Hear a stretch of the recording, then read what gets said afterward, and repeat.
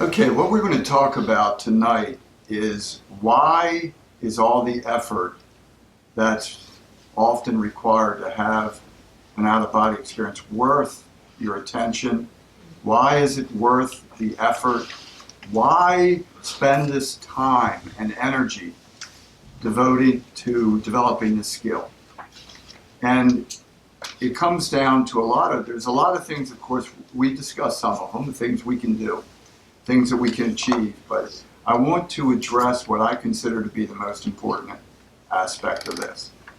And that is our ability to experience not only our multidimensional self, but what I call our higher self, that highest aspect of ourself, or whatever term you want to use, spiritual essence. There's no terms for it, but that inner aspect of ourself that is so incredibly the quintessential essence of us. And out-of-body exploration gives us that ability to have that kind of experience. And instead of just doing talking about it and doing a lecture, I want to share my own experience with this. So I think it'd more clarify the situation. Back in the 70s, I started to have my out-of-body experiences. Early 70s, I was in college, and I write about at least shared a percentage of my experiences.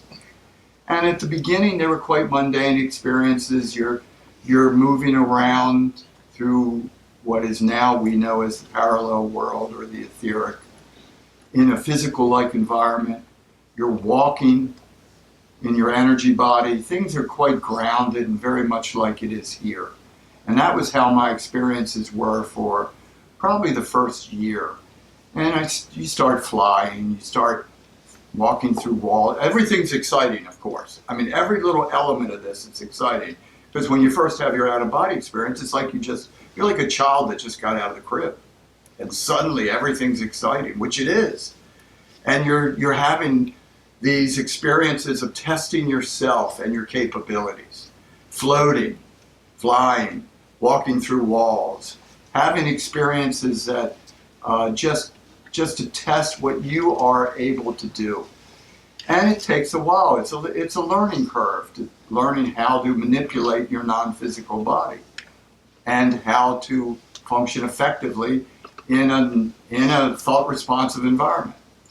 So the first year things were going along, and I was pleased. I mean, I had a lot of experiences that for me were quite profound and eye-opening because it was all new to me.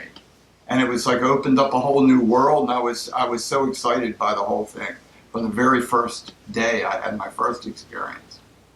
And that excitement continued to build. And then it was about a year, I'm trying to go from memory here, this is a long time ago, almost 45 years ago I'm talking about now. And I had my sequence, and I'll explain what that was. I would have a college class in the morning. Generally I do 2 classes in the morning.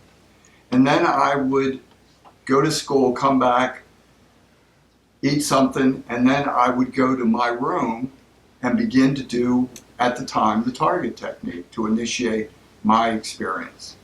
And everything was going along pretty much relatively smoothly. I had my normal separation. I would just lift out of my body. Occasionally, if I was stuck, I learned I could roll out of my body. That could break any attachments. And again, this is a slow learning curve, really. And everything, that's the way I got familiar with it. It was grounded. I could understand what was going on around me. Then one day, my normal sequence of events occurred, and I did my normal, went to school, come back, and this is around 1 o'clock in the afternoon by the time I get back, have a light lunch, and then I'd go to my room, lay down on my back, and I would initiate the target technique. Except this time, what my normal, or what I thought was normal, that is not what happened at all. Instead of doing what I had got familiar with, this lift out and stepping away from my body, and then moving away from my body, suddenly I found, to my shock, I'm shooting up through layers of color at the speed of light. It was shocking. It was just flat out scary. I am literally moving at the speed of light. My mind perceived it as going upward. Now I know it was actually inward. But my mind perceived it like I was moving up through layers of color. And it was beyond scary. You just don't, it was terrifying. And I'm just being real about it. And I'll be honest with you, I couldn't handle it. After, I don't know how long of time it was, but I feel like I'm losing. I feel like your mind is being stretched through the universe and you're losing it. And then I asked for help because I couldn't handle the experience. And the next thing I know, I slammed back into my body. And I'm like soaked in sweat because it was just flat out terrifying, out of control.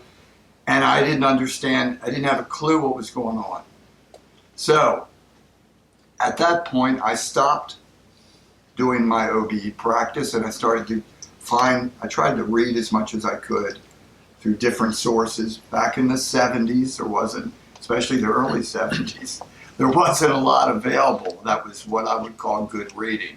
But I gleaned what I could from what was available.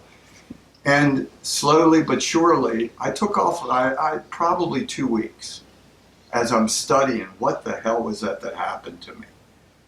And slowly, in some literature, I discovered this concept, of course. I started to learn about the multidimensional nature of the universe and about this concept of this essence or higher self or whatever term you want to give it. And it dawned on me when I thought about the experiences that started to make sense to me. Maybe I was starting to move instantaneously, spontaneously through the various levels within myself, moving towards that higher or inner aspect, whatever you want to call it, of myself. And at the time, that made sense. So after about a 2-week break, and I was getting my courage back because I was shaken a little bit by the experience, I went back to my normal sequence of my morning school. Then 1 o'clock, around 1 o'clock, I would lay down and I did my technique. And this time, what I did, I felt more comfortable. I felt a little more prepared for what might happen because I didn't know what was going to happen for sure. And I laid there and I began to separate and I actually let it go. The same thing started to happen. And I started to shoot my mind is interpreting it as I'm shooting up through layers of color. That's the only way I can describe it. And then it's incredibly fast. It's beyond anything my words can really begin to adequately describe. And it's just at the speed of light, you're going through layers of color. And the next thing I know, for lack of a better word, I'm floating in this sea of white light. And it's impossible to describe. But I felt like I was connected to everything. It was like floating in a sea of pure love and acceptance and just brilliant white light. And it was wonderful, and I just enjoyed it. It was just like, it was ecstasy, just floating there, just enjoying the experience. And it's hard to describe this, but I felt connected to everything. I felt like I knew everything. It was weird. It was beyond anything my mind could even begin to absorb. Remember, I'm a young man in my early 20s. And it was just awe-inspiring. So I stayed there as much as I could, absorbing everything, enjoying the thing. I don't know how long. Time was irrelevant. But I had no body. There was no body, no form. There was no form around me as such. I became whatever part of this light, this glowing light of pure consciousness, for lack of a better word. And I was a part of it, but I was still an individual. I think that's important to get. I still felt like I was me, but I was totally connected to something much beyond great, of expansive. But I was a part of that, but I was still an individual, which I think is an important point to bring up. And then I held it there as long as I could, just enjoyed it. And slowly, very slowly, I began to, again, this is my mind's perception, I begin to come back slowly to my body until I reintegrate with my body. And for a while, it took me a while to get my body acclimated and moving. Normally it doesn't, but in this case it did.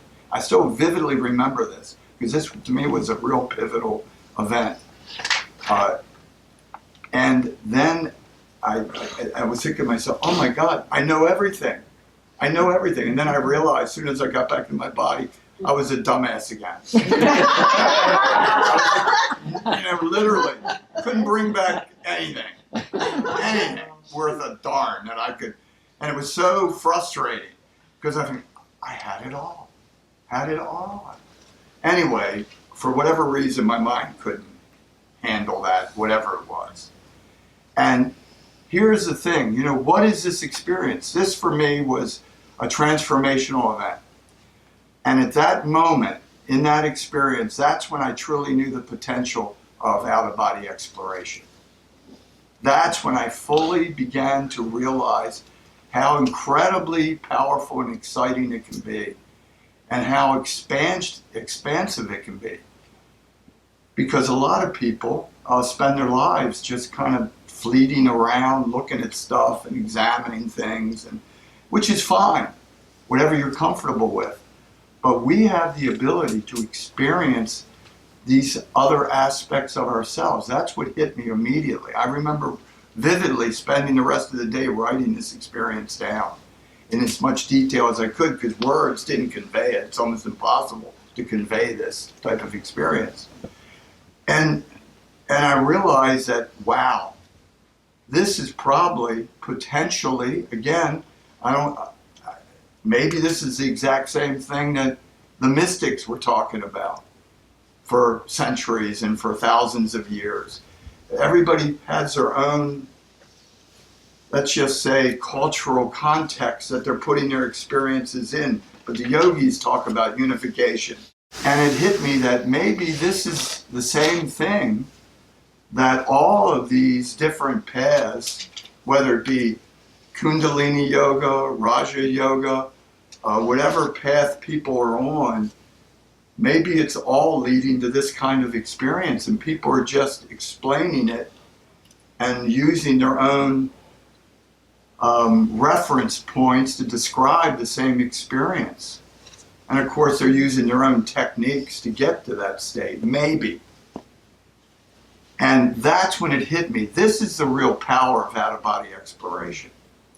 It's not about observing things and exploring the universe, which is cool. It's exciting. But this is the real potential of out-of-body exploration. This is what makes it worthy of doing, because it changes you for that moment. Because that moment, you experience that absolute, as far as I know, essence of yourself. And you get to experience your immortal self, beyond all the facade, no form, no thought, That's no imagery. None of the things that we are used to in our day-to-day life existed in that state. There was nothing like we could identify with. Time didn't, of course, exist, because I realize I'm immortal. We're all immortal. And it was a transformational experience for me. And I realized that we have the ability, all of us, none of us are blocked from this experience.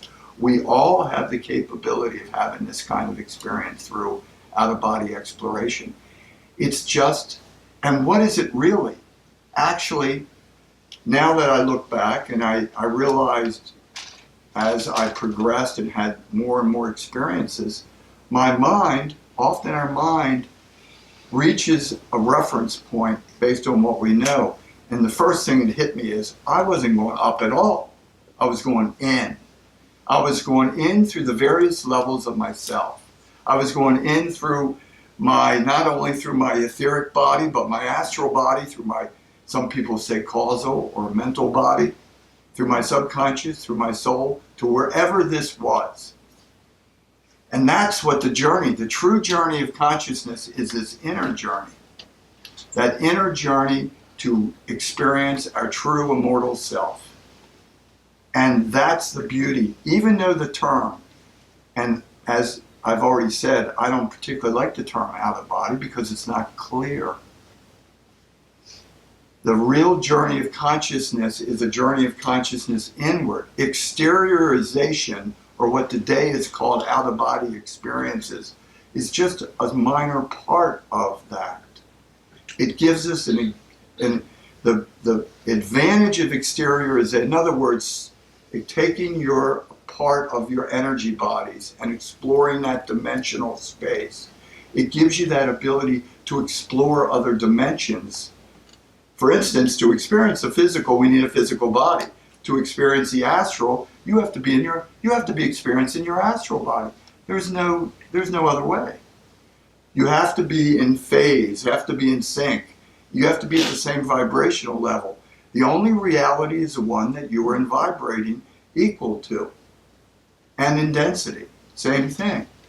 So, looking back, I also realized this is what, for thousands of years, this is what the yogis have been doing. The only difference is that the yogis do not teach exteriorization. They teach a direct path inward, and often many of the yogi masters even use the term of siddhas. In other words, they consider the power to begin to exteriorize and separate. So there is, let's just say they have a different philosophy about the journey that they're on. In our Western world, we are more acceptable to exteriorization and then going inward. But guess what? One of the things that I found, in other words, there's nothing new about this. This is what the mystics and yogis have been doing for 10,000 years. Shaman, it doesn't matter how you get there. It doesn't matter what system you're using. It's all about knowing that you're on that inner journey of soul or consciousness to that highest aspect or higher aspect of yourself within yourself, and staying true to yourself and experiencing it to the best of your ability, and mostly being open to it, not being judgmental, not compartmentalizing everything, not putting up on your own barriers and blocks because of man-made beliefs, because that's what's inhibiting us. Nothing is stopping us from having a profound experience except us and our, let's just say, flawed belief systems and self-made walls and blocks. Nothing is stopping us except us. There's nothing external in the universe that can stop us, because we are hardwired to this highest aspect of ourselves. It's what we are. Right now, what we're actually doing is projecting our consciousness into a temporary biological vehicle for expression in this epidermis layer of the universe, because that's what this is. This, the physical world, is the very thin epidermis of the universe that we're experiencing now. And we need a dense vehicle to communicate, to experience this world, for lessons, for whatever, we're all on our own journey. The point is, this inner journey is the universal journey. Now, another thing related to this I'd like to point out. One of the advantages that I have found over my 45 years of having these experiences is this. Many people have a prejudice, especially those in the East that have been taught along certain traditional yogic paths. They believe in staying in, going in, and not being diverted to the, as the Buddhists would say, the pleasures or passions of other realities that will divert you from your inner path. But there's another way to look at this, and that is, once you begin to have out-of-body experiences, you're one step closer to this. Every step you take in, you're one step closer to your own source or your own higher self. So this is what I recommend and have for many years. During your OBEs, separate from your body normally and move, I always say move 10 feet away, door now, Move 10 feet away from your body to break any magnetism that may pull you back. And while you're in that state, already separated from your body, is a perfect time to not only focus your attention. Awareness now can be used at that point. You focus your consciousness, and then you use that as a launch pad. Instead of just tripping around the etheric or astral plane, you use that OBE as a launch pad point. Now you can use your physical as well, but once you're on the astral, you've already broken free from some of, let's just call it the gravity field. And from there, you demand higher self now. Higher self now, and see what happens. I've done this on many occasions. It's mind-blowing. If the person is ready for it, if they're open for it, if they're, and I mean totally open through their multidimensional self, because remember, we're complex, multidimensional beings. We have many layers within ourselves, and things have to be in phase, they have to be in sync. What I would recommend you doing, instead of just visiting a loved one or going to your home or checking out, whatever it is, you could go to the moon. Instead of doing that kind of thing, experiment with the concept of separating, grounding yourself in that energy body, and then using that as your launch pad. Higher self now, and see what happens.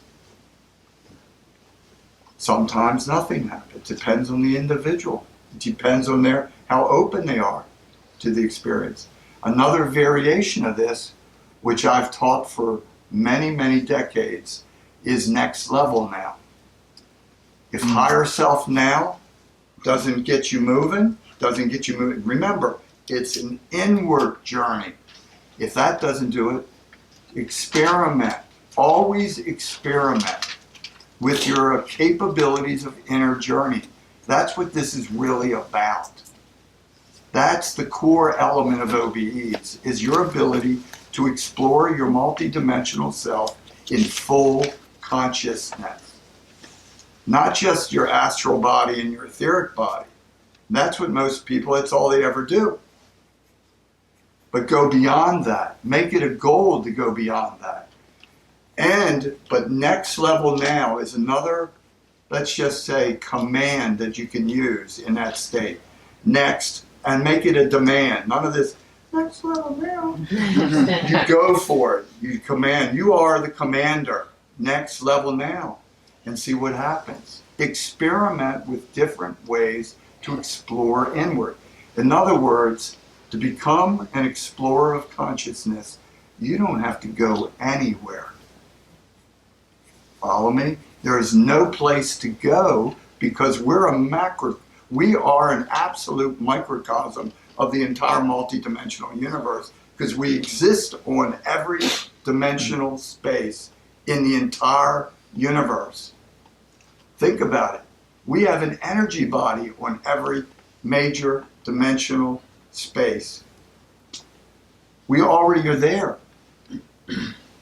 That's all we're doing, is traveling through our own energy bodies back to our own energy source, or what I just call it higher self. There's no words. So to me, that's as good as any.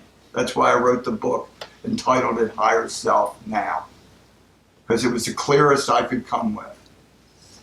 And use that. In other words, true out-of-body exploration has nothing to do with lateral motion. It has nothing to do with going through walls and windows.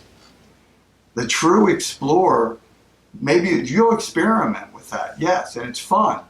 And I don't want to, and it's necessary. It's important to get your sea legs under you. Like I said, at first you're like an infant climbing out of the crib. But as you get comfortable with your etheric body and your astral body, you'll want more. It'll get boring. So consider this the next time you have an out-of-body experience.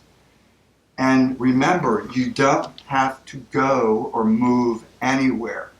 You just command, higher self now, or next level now, or whatever resonates with you. It could be any term, spiritual essence now, some people use. Whatever term resonates with you, use it. And feel and allow yourself to explore within yourself throughout the entire multi-dimensional universe. And we are an open doorway for all this. That's what's wild.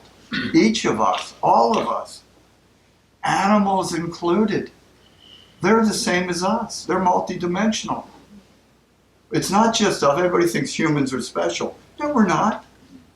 All animals, from what I've experienced, are multi-dimensional beings.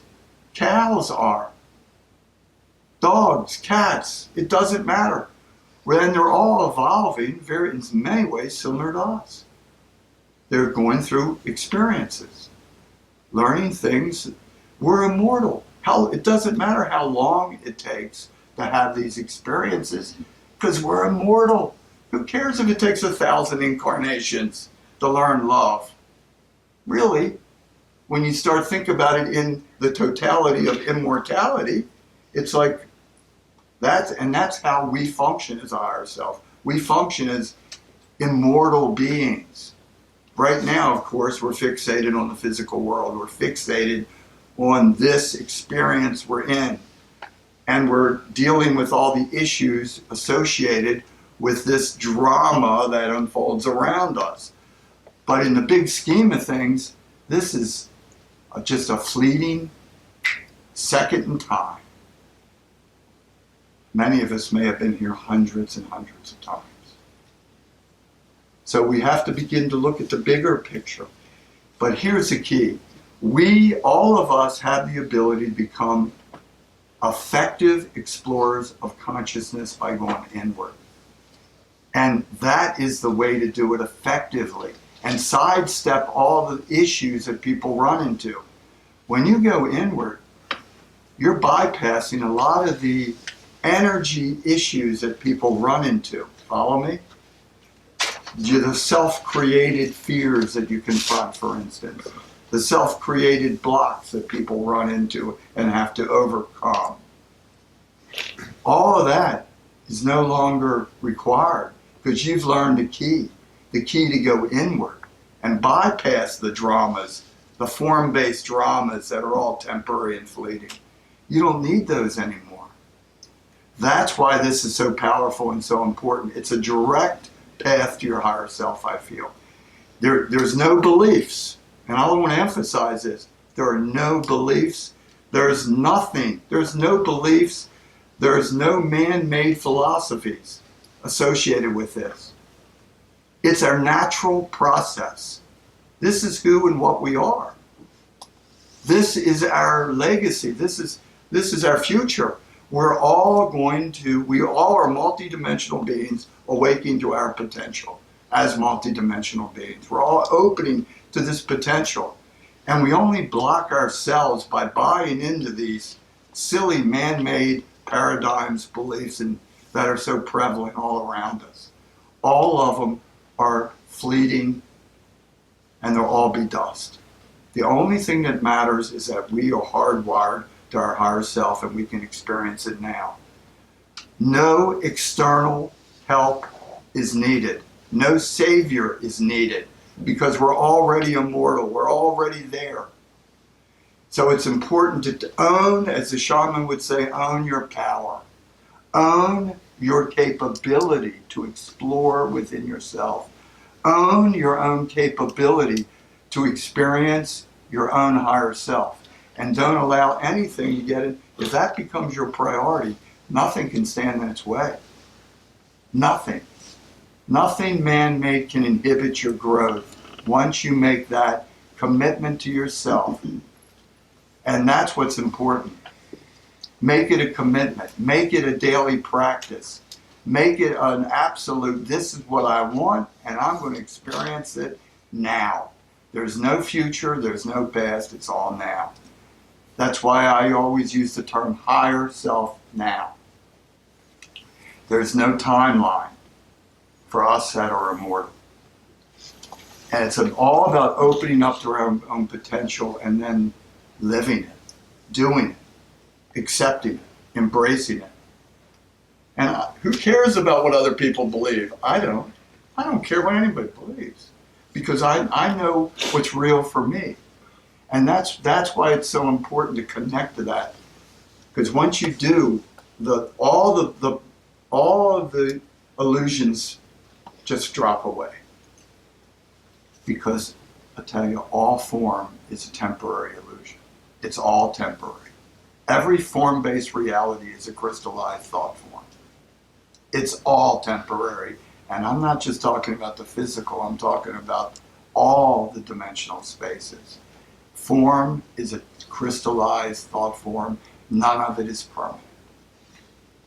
And you have to begin to wake up to that and realize that the thing that's permanent is you and your consciousness and your ability to explore your multidimensional self. That's what's permanent.